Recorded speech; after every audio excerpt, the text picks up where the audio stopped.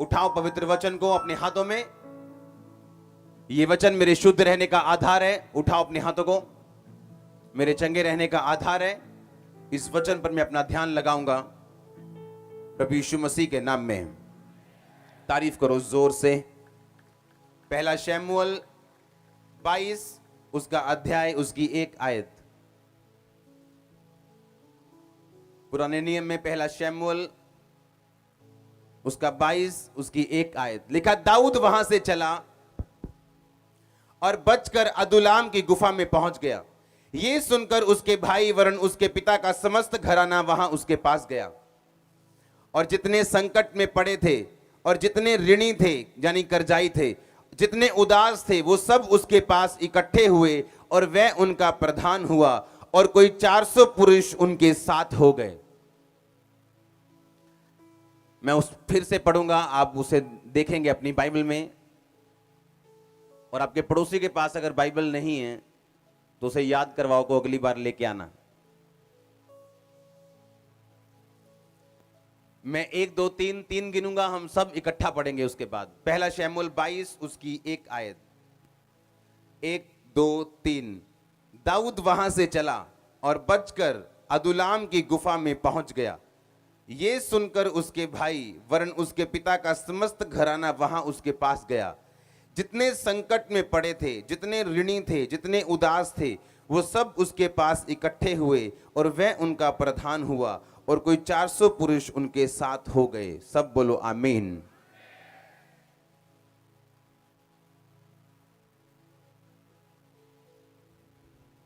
इस धरती के नीचे कुछ भी ऐसा नहीं जो इत्तेफाक से हो। इसीलिए इब्रानी भाषा में इत्तेफाक नाम का कोई शब्द नहीं है, जो भाषा सबसे बड़ी भाषा है दुनिया की। हालेलुया। उस भाषा में इत्तेफाक नाम का शब्द नहीं है, यानी कुछ भी इत्तेफाक से नहीं होता। अगर आप दाऊद को देखें और शाऊल को देखें, शाऊल अपना राज्य लंबा नहीं चला सका और गिर गया, पर दाऊद लंबा चलाया और परमेश्वर की मर्जी को वो पूरा कर सका। उसका रीजन था, यीशु मसीह के पास एक बंदा लेके आए और यीशु मसीह को बोले, परमेश्वर जैसे आप लोगों को हाथ रख के चंगा करते हो ना, इसे भी छुओ और चंगा करो। यीशु मसीह ने कहा, हे पुत्र, तेरे पाप माफ हुए। कहते नहीं नहीं परमेश्वर, को गलती लग गई, पाप माफ करवाने नहीं आए हम। इसको जैसे आप छूते हो ना, लोगों को चंगा करते हो, इसे भी छुओ और चंगा करो। यीशु मसीह ने कहा, जब तुम्हारे पाप माफ हुए तो तुम चंगे भी हुए। अब मैं तुमसे कहता हूं, उठ, अपना बिछोना बिछा, अपना बेड उठा और खड़ा हो जा। और लिखा, वो अपना बेड उठाया और खड़ा हो गया, क्योंकि वो चंगा हो चुका था अपने पाप माफ होने के बाद। सुनो,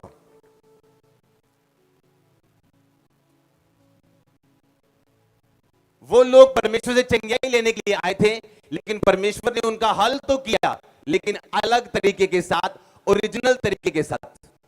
इसीलिए बाइबल में लिखा, तुम्हारी सोच और मेरी सोच में जमीन आसमान का फर्क है। तुम्हारे काम करने के तरीके और मेरे काम करने के तरीके में फर्क है। आज हम निराश इसलिए नहीं है कि हमारा बिजनेस डाउन है या कोई बीमार है या कोई निराश है। आज हम इसलिए निराश हैं कि हमें परमेश्वर वाला तरीका मालूम नहीं चल रहा कि हम क्या करें अपनी लाइफ में।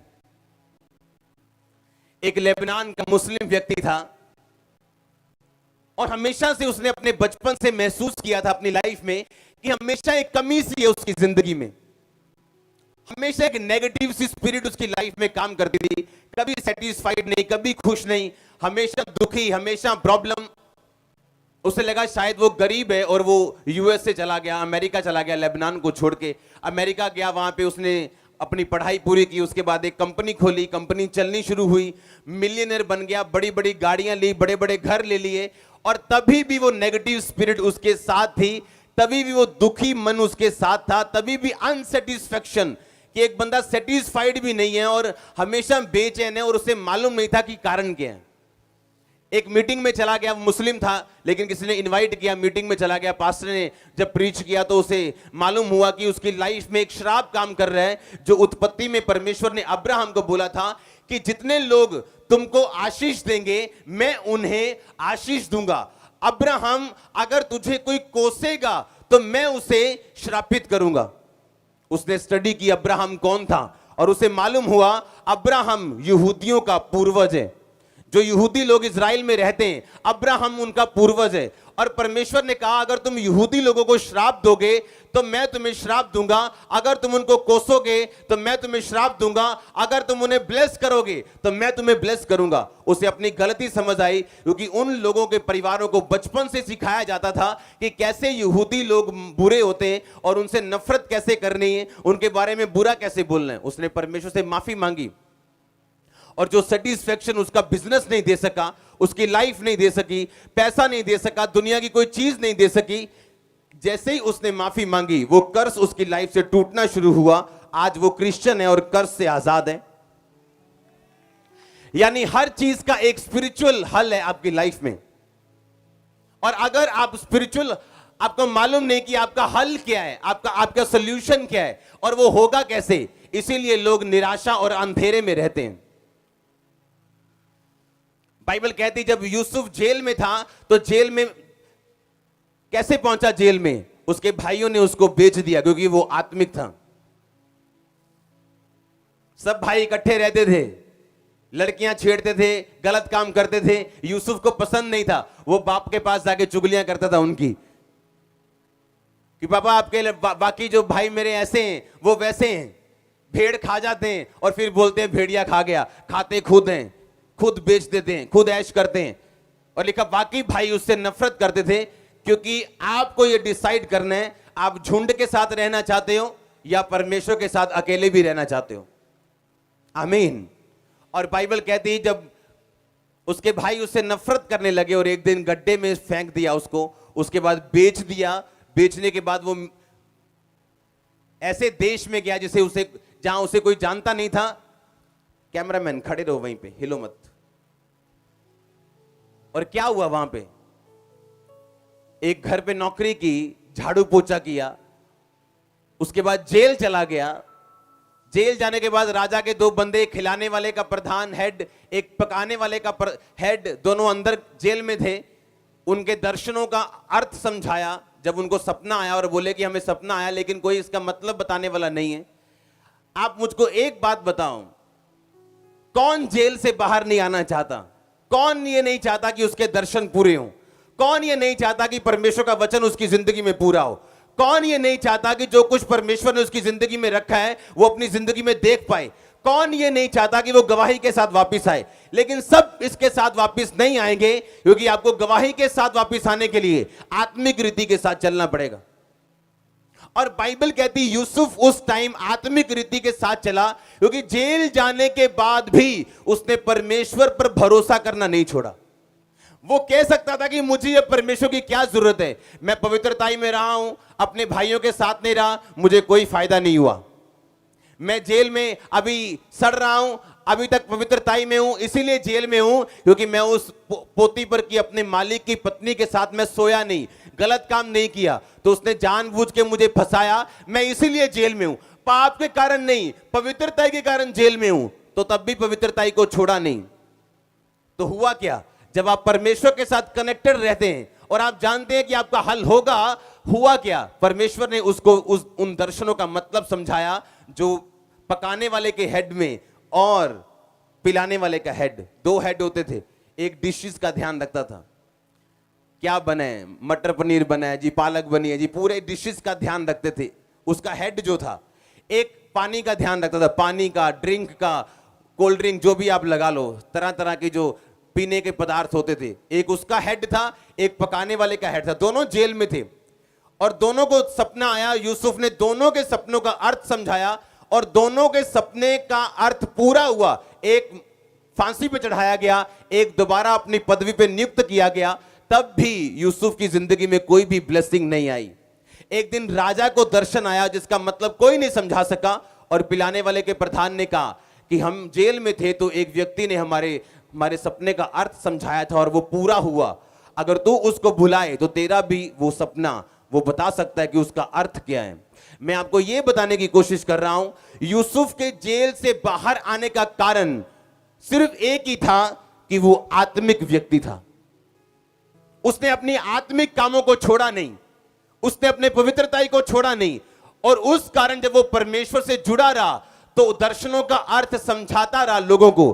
क्योंकि अगर आप कभी भी परमेश्वर से डिस्कनेक्ट हो जाते हैं तो आप जानते हैं आपको दर्शन नहीं आते, परमेश्वर आपसे बात नहीं करता, वो आपको रेवलेशन नहीं देता, आप एक जगह खड़े रह जाते हैं।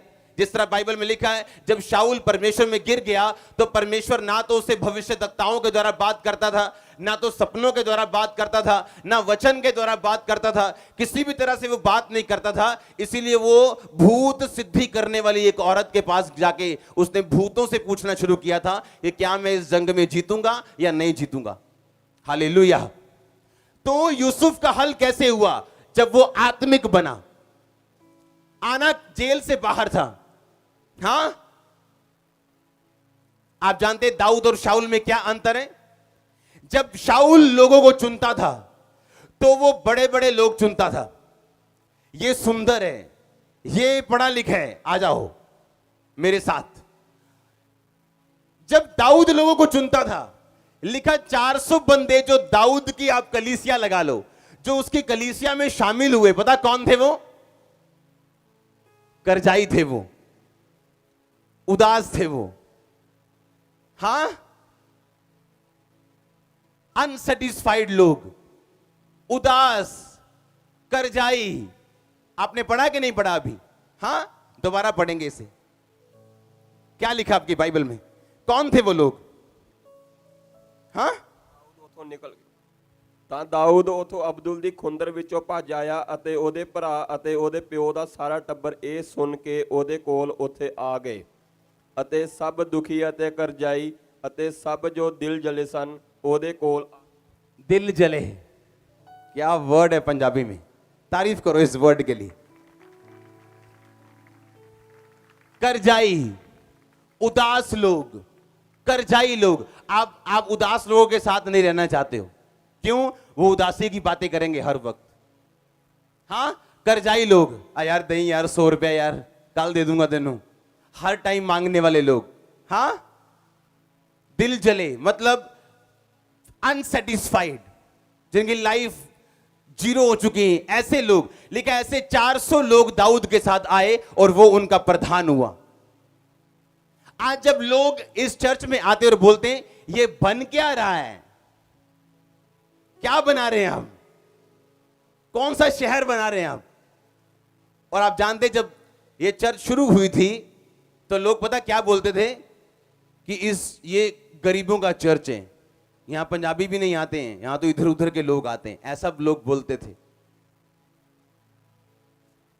3 लोगों से शुरुआत हुई थी,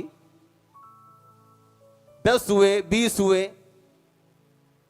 ये कोई 15 बिजनेसमैन लोगों ने चर्च शुरू नहीं की कि 15 करोड़पति ने चर्च शुरू की और इसीलिए चर्च बन रहे हैं। ये आम लोगों ने शुरू की। मैं आपको एक ही बात समझाना चाहता हूं, आपका हल ना तो पैसे में है, ना दवाइयों में है, ना आपके मेंटल गिफ्टिंग में है। आपका हल, आपका सॉल्यूशन जो है वो आत्मिक बनने में है। दाऊद ने जब वो लोग चुने, आप जानते हैं शाऊल क्यों हारा? क्योंकि शाऊल शरीर देखता था और दाऊद आत्मा देखता था। और 400 लोग जो उसके साथ मिले थे, करजाई, दिल जले, अनसेटिस्फाइड, ऋणी, दुखी, अगर आप इनको दूसरा शमूएल में पढ़ें तो ये लोग योद्धा बन चुके थे और बड़े बड़े काम कर रहे थे और अमीर हो चुके थे, कर्जों से बाहर हो चुके थे। क्या आप नहीं जानते कुरिन्थियों में क्या लिखा? कहता क्या तुम नहीं जानते कि परमेश्वर ने जगत के निर्बलों को चुन लिया? आमीन। सबको जय मसीह की। मैं जतिन बब्बर और आप देख रहे हैं मसीह परिवार चैनल। जैसे कि आप सब जानते हैं कि मैं इस चैनल पे प्रभु के अलग अलग दासों की वीडियोस डालता हूं, तो अगर आपको हमारा चैनल अच्छा लगता है तो आप इस चैनल को ज़्यादा से ज़्यादा सब्सक्राइब जरूर करें, ताकि आप प्रभु के वचन को सुन सके। वीडियोस को ज़्यादा से ज़्यादा शेयर करें ताकि जिन लोगों तक वचन नहीं पहुंचा उन तक भी वचन पहुंच सके। सबको जय मसीह की। एक बार मैं आपसे दोबारा कहूँगा कि इस चैनल को सब्सक्राइब जरूर करें और वीडियोस को ज़्यादा से ज़्यादा शेयर करें। जय मसीह की।